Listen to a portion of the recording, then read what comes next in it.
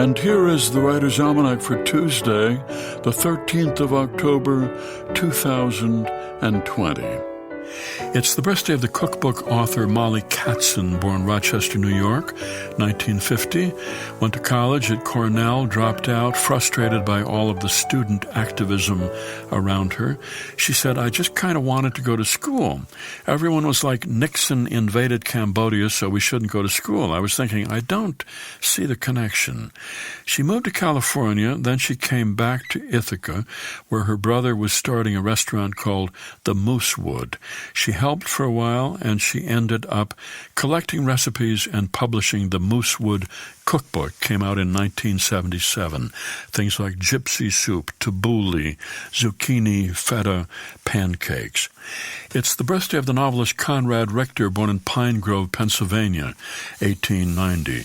Moved off to New Mexico in 1928 with his wife, who was not in the best of health. And there he read stories of pioneer life in the Southwest, came out with his first novel, The Sea of Grass, in 1936. His trilogy of novels set in Ohio, entitled The Trees, The Fields, The Town, came out in the 40s. Conrad Richter was always anxious about money and was disappointed over and over again by the poor sales of his novels. The Trees especially.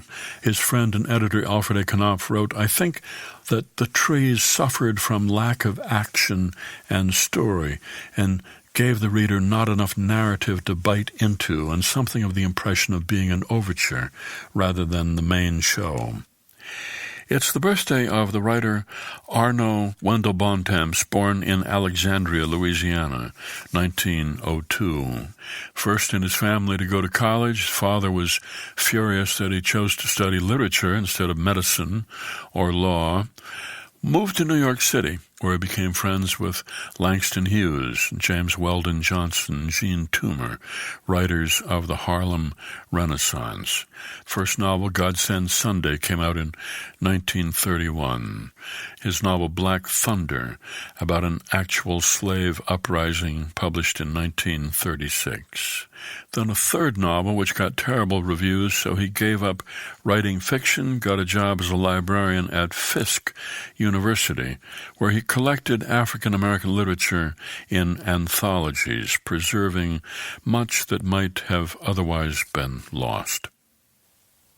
Here's a poem by William Butler Yeats, The Wild Swans at Coole.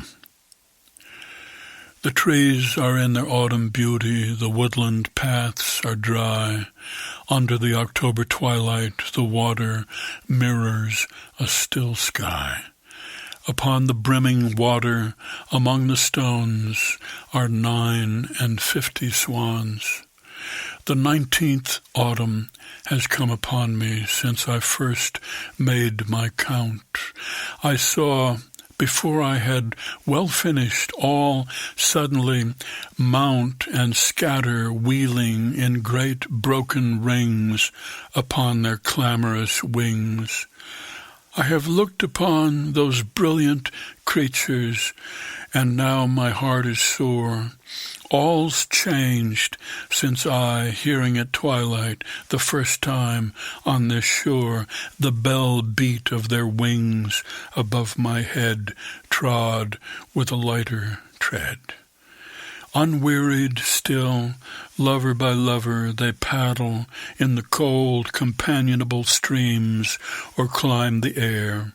Their hearts have not grown old. Passion or conquest wander where they will, attend upon them still. But now they drift on the still water, mysterious, beautiful. Among what rushes will they build? By what lake's edge or pool delight men's eyes when I awake someday to find they have flown away? The Wild Swans at Coole by William Butler Yeats. That's the Writer's Almanac. Be well, do good work, and keep in touch.